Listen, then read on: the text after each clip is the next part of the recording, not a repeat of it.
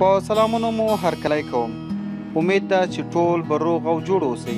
زموږ د نن ورځې ویډیو ډیره په زړه پورې او ضروري ده. امید ده چې تر پایه راسره اوسئ. موږ ولې داسې کوو؟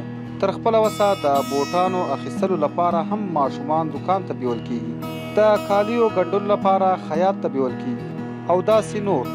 خو د کوژدې کولو لپاره د نجلۍ او هلک لیده کاته کفر ګڼل کیږي او حتی صلاح او مشوره هم ورسره بده ګڼل کیږي او ان د نجلۍ او هلک غوښتنه هم پر مخ ورویشتل شي، یعنی د هغوی د غوښتنې او مشورې خلاف کار کیږي. حال دا چې که بوټونه جوړ نه وي نو بدل بشي او یا به نور واخیستل شي، خو واده که په زړه جوړ نه وي او یا د هلک او نجلۍ خوښه نه وي نو څه به کیږي؟ الله جل جلاله په دې باب په خپل لوی قانون کې استثنا چولې ده.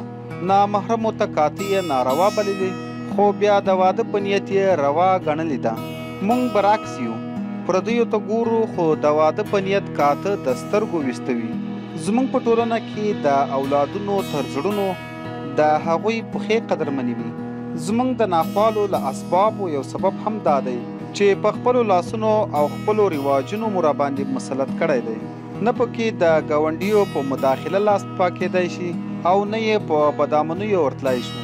سترګې به پټې کړو خو لمر نه پټېږي. دا وه زموږ د نن ورځې ویډیو چې د پښتنو د هغو ناروا رواجونو په اړه وه چې پر موږ باندې مسلط شوي دي. امید ده چې ویډیو به مو خوښه شوې وي. که مو خوښه شوې وي نو لایک یې کړئ، شیر یې کړئ او زموږ چینل در سره خامخا سبسکرایب کړئ. تر بلې ویډیو مو په لوی الله سپارم.